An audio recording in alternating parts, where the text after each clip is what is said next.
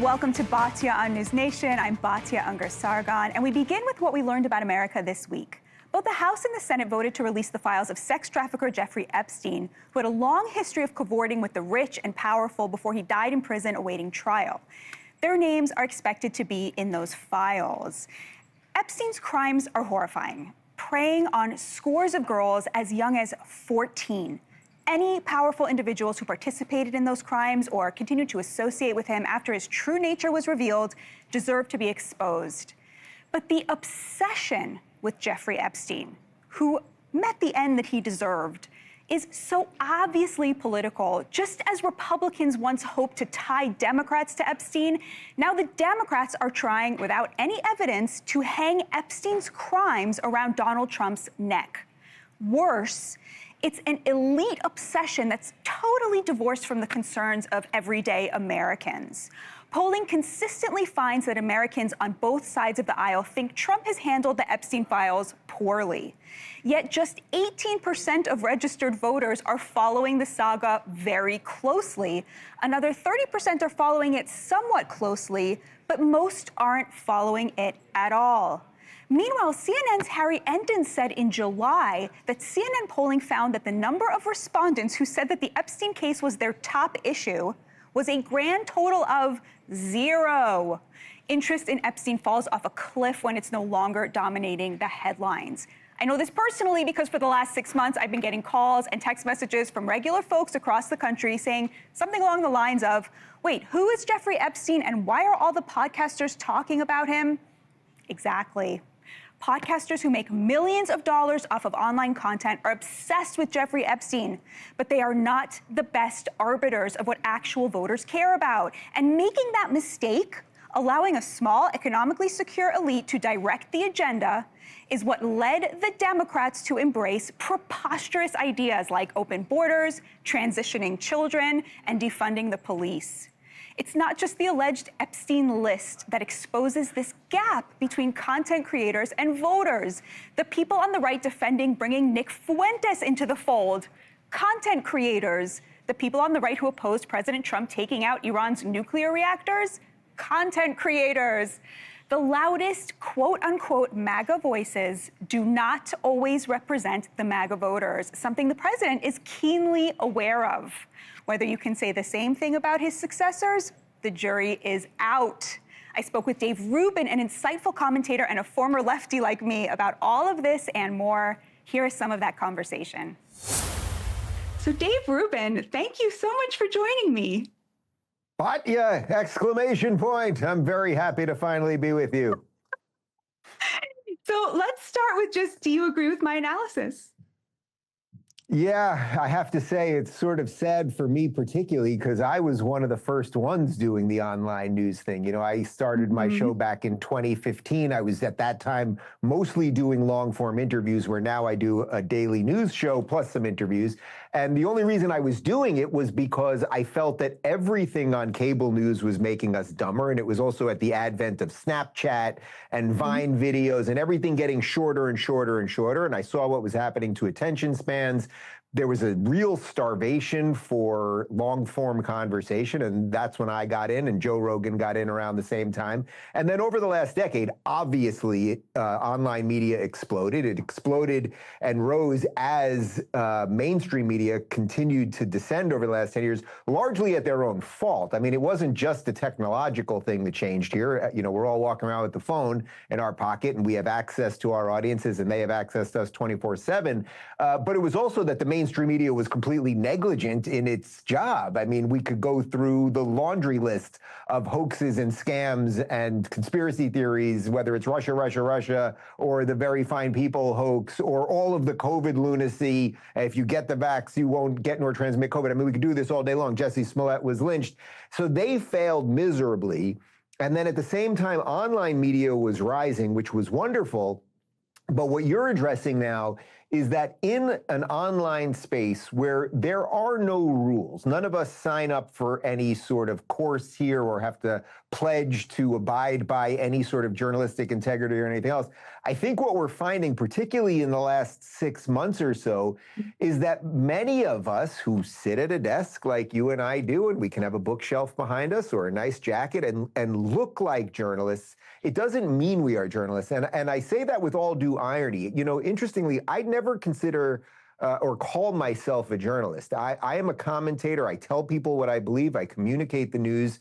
And sometimes I'm going to make mistakes. I have a pretty freaking good track record for a decade now. But I'm telling people my opinion. The difference is I'm admitting that. A lot of the people that you're sort of referencing in that intro there, they're purporting to be they're purporting to be newsmen or newscasters or journalists.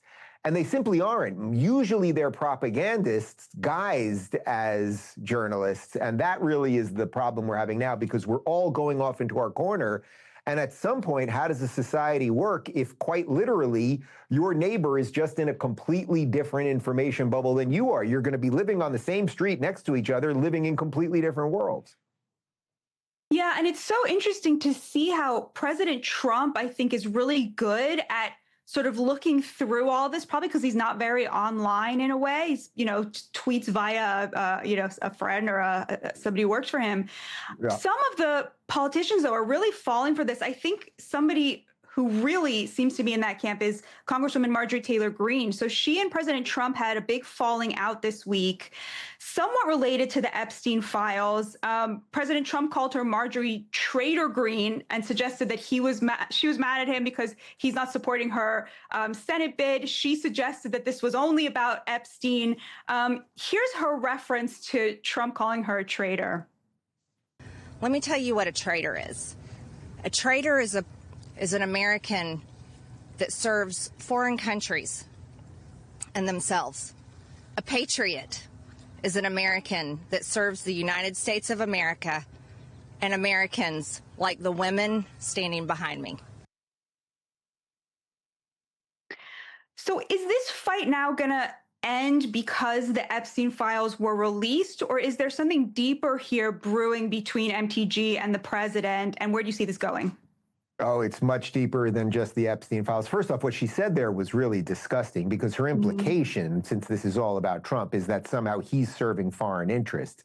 I could do the half-hour laundry list of successes that Trump has had. Your audience is probably well aware of them, whether it is borders or deportation, or the trade deals that are working in our favor, or the 8 wars that came to a close, or getting DEI out of our institutions. I mean, we can go on and on about those things.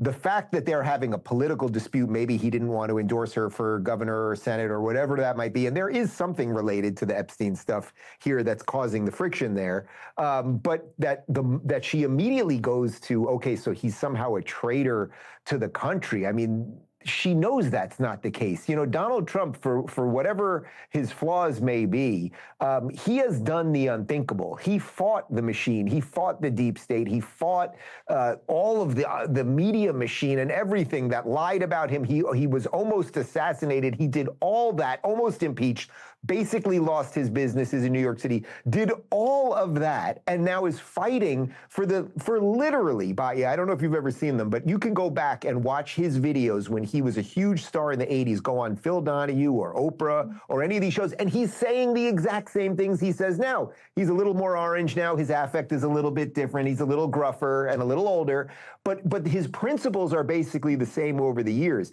That does not mean he is right about everything, but to me, those of us that are broadly on the right, and you and I who come from the left are somewhat new. I still consider myself kind of new on this side of things. But anyone that is, I would say, if you are looking at this honestly, truly honestly, Donald Trump is doing as good a job as you possibly could. And not only that, look at the people around him, Marco Rubio and JD Vance and Pete Hegseth and Tulsi Gabbard and Dr. Oz and Jay Bhattacharya. I mean, this is an all-star level cabinet that we're never going to get again. So I'm sorry, if you're on the right and this is not good enough for you, good luck. Good luck. And you know what? I have a feeling you'll find yourself on the left, which is exactly where Marjorie Taylor Greene and Tucker and the rest of these people are going to be, because that's the horseshoe theory of politics. Right. So speaking of Tucker and the vice president, one of these other fights that's dividing, in my view, the content creators from conservatives is Tucker's cozy interview with white nationalist Nick Fuentes. A lot of Republicans, a lot of them came out and condemned Fuentes in no uncertain terms. One person who has not done that since this interview came out is the vice president, despite the fact that Fuentes has said just the most disgusting things about the vice president's own wife. I mean, you would think as a man, you want to stand up for your woman, right? I mean, what did you make of the fact that the vice president seems to be on the side of, well, this infighting is stupid, and he's also sort of taken up that view of, I have no enemies to my right, we're only fighting the left. What did you make of that? Right. Well, first, Batya, I think it's worth noting, since I know how the internet works, that we should probably both acknowledge that Tucker has every right to interview whoever he wants. And I didn't hear anyone call for him to be deplatformed, meaning kicked off YouTube or Spotify or anything else. And I certainly would never call for that. However, as someone that talks for a living, and Tucker spends all day, every day criticizing people, that's what his job is, he was then getting criticized for his actions in that interview. It's as simple as that. Tucker name checks me constantly on the show. Okay, that's just fine. He has right to do that, and I can comment on him, et cetera, et cetera. So this had nothing to do with cancellation or deplatforming. As for JD Vance's position in all of this, you know, I sent out what I thought was an extremely thoughtful tweet to JD addressing what you said right there, in essence, that he should get ahead of this now, because while so much of it seems to be focused on the Jews, that really, guess what, buddy, they will go after Vance. As you pointed out, Fuentes has done it, whether he's a white nationalist or a neo-Nazi or just a troll or a gay Mexican Zoomer. I don't know what he is exactly. I don't think it really cares, but I do think you're illustrating a more salient point, which is that this is now the nature of the internet. The crazier you are, what we seem to be doing is always grabbing the fringe and trying to drag it to the center. That's how social media works. So if you and I right now, we're having a fairly thoughtful conversation, you're welcome to challenge me on any of these ideas, of course, and you can come on my show and we can do the same thing. That will not go crazy viral, because we're going to explain ourselves. It's going to be thoughtful. We're not going to, you know, call people names to a certain extent, that sort of thing. However, if we did the crazy thing and said all of the crazy things and went with all the conspiracy theories and this, the Jews, this, and the blacks, that, and it would go viral. And then when someone looks and they go, boy, I got 50,000 tweets, 50,000 likes because I put this up and it's insane, you're going to start doing it again. And then the algorithm learns from that. So that gets to what you were talking about in the preamble there. And I would say for JD, I want my leaders to lead. It seems to me, and I'm a big supporter of him. I think he's been an incredible vice president. He was amazing at debate night, and subsequently, I think he's actually in sometimes a better explainer of Trump's ideas than he is. Trump's great at the slogan, and then JD really can knock out everything else. I'd like him to lead right now. Like, if you guys are afraid of these frog accounts on Twitter, then where is the leadership? And that was the question I posed to him, because they are going to come after your wife, even if she converts to Christianity. They don't like her because she's Indian, but they really don't like her because she's not Christian. So why not nip it in the bud right now? So that's for him to decide. I'd be happy to, I've had him on the show many times. I'd be happy to have him on again and discuss that. It's so interesting because you and I are people of the left who really found a home here in this movement, because it seems so much to me to be, at least under Trump's guidance, very much guided by a desire to be in the kind of the middle, where most Americans are at, the common sense middle on so many issues. And so I was really taken aback when the people who think of themselves or portray themselves as the inheritors of this movement suddenly are treating white nationalists as if they're like Voldemort, like you cannot say their name, like you cannot say, like, actually, no, we're really proud of the fact that we got a lot of blacks here, we got a lot of Jews here, we got a lot of Latinos here, like we're not gonna mess with that. Well, the beauty of what Trump has done with MAGA is he created the most wide tent pro-America movement you possibly could, because it was never really about policy. It was about making America great again. So even though broadly everyone is sort of on the right, it started to welcome in all of these disaffected liberals. And by the way, it's not just you and I. It's Bobby Kennedy, who was running as a Democrat 2 years ago. It's Tulsi, who was running as a Democrat 4 years ago. It's Joe Rogan, who's a pot pot-smoking, mushroom-eating, MMA-fighting podcaster. It's a huge slew of people that have nothing to do with conservative politics per se, but love the country and can accept that you're going to live in a country with people who are different than you. So I have been so, if my career ended today, I think the thing that I'm most proud of is that for the last 2 years, I fought to widen that tent as much as possible. And I know I did a little something in that. You know, Elon was retweeting me left and right before the election when I was talking about so many of these things, because he was just basically an old school liberal. But a liberal, you know, a conservative is just a liberal mugged by reality. So we all got mugged by crazy progressive reality. We're now part of this thing. And I would say it's up to Trump and JD to really figure out, okay, which is more important? Do you want sort of the radicals online who are, the point here is, Batya, that they're radically against Trump. I would ask anyone watching this, when's the last time you saw Tucker do anything that was pro-Trump or pro-MAGA or pro-America? He never does. On my show, I can talk about Trump's wins every day. So Trump will have to decide, do you want a wide tent that's going to welcome all of these people, or do you want this narrow, extremely loud online portion of people who are going to kick everybody else out? I think the answer is fairly obvious. Is there anything you think the left still gets right more than the right? No, there really is nothing. And I wish there was. I wish that was not true. You know, when I was leaving the left, you know, about 10 years ago, I kept saying it's not supposed to be this way. What I wanted was liberals to stand up for liberalism. And there's very few liberals on the left anymore. You know, liberalism, classical liberalism, of course, is based in individual rights and laissez-faire economics and logic and reason and mutual respect and things of that nature. And that has very little, if nothing, to do with the new intersectional socialist, Marxist, whatever you want to call it, left.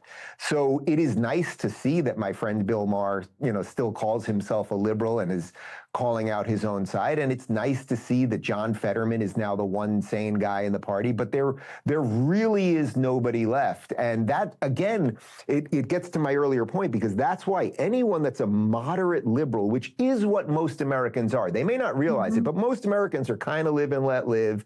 They're not crazed about the social issues, or at least they have their own personal beliefs, but they don't want to legislate other people's lives, which is even what Charlie Kirk himself, who was a very proud Christian, did not want to legislate other people's lives. That's how most Americans are. That has nothing to do with the modern Democratic Party. It has way more to do with the MAGA movement. But again, what comes post-MAGA, maybe it won't anymore, and then things will realign again. I mean, it's constant shuffling of the chairs on the deck of the Titanic, hopefully not sinking too fast.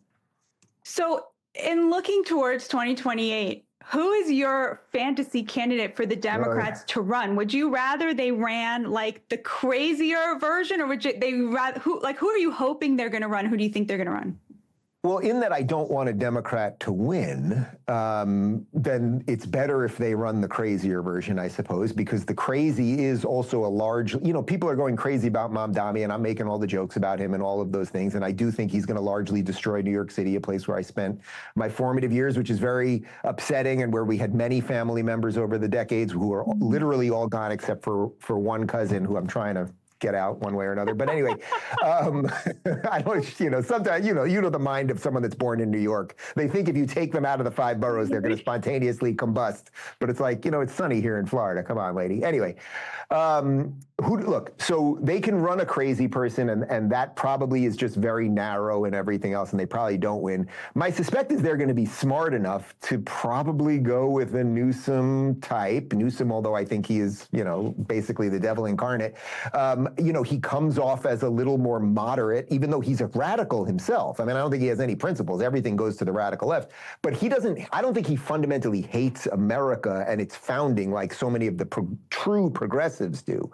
So I think they can import a lot of the bad ideas with his slick hair and, you know, well-fitting suits. And it probably makes more sense to go with him than sort of the outward, like America's fundamentally evil version of all of this. And do you feel certain that the right is going to find its way on all of these issues that we discussed? Well, I definitely don't feel certain, but I will say this. You know, when I was leaving the left 10 years ago, there were probably, you may remember this, there were probably about 10 of us publicly. It was called the intellectual dark web. There were about 10 of us that were liberals online. It was basically me and Sam Harris and Jordan Peterson and Gad Saad, Brett Weinstein, a few others. But we were all basically kind of lefties that were talking about what was wrong with the left. And we really thought we could do something to stop what we saw coming. And by the way, what we saw coming ultimately did happen, and we didn't stop it. The difference that I am seeing on the right now, as I'm seeing the right go crazy, is that I am seeing a much broader defense of decent American principles. I'm seeing a lot of people with a lot of political differences and religious differences and everything else stand up. I'm seeing politicians get involved and speak up against it. I also think conservatives generally have a better principle, a better set of principles, and it has a little something to do with the star that's on your neck, or in most people's cases, it has something to do with the cross. There is a belief system outside of just politics. Lefties generally have traded that in for pure secularism, so they go for whatever feels good at the moment. On the right, I'm seeing a much better pushback against this, and I think it's incumbent on us to just keep doing that. I don't need to be in a political party where everyone agrees with me, but I need to be in a political party where you can express yourself, where true American values are represented, and you're going to also understand that there's going to be some people who are different than you, and it's going to be okay. The other thing that we're fighting right now is incredibly narrow. It's wildly anti-American, and, you know, things burn hot for a while, and then they burn out. So I think we're going to be okay. On that unbelievably positive and hopeful note, Dave Rubin, God bless and protect you. Thank you so much for joining me. Batya, I do all my black pilling on Mondays. On the end of the week, that's where I do my white pilling. So I thought I could leave you that way. Shabbat shalom, my friend. Shabbat shalom.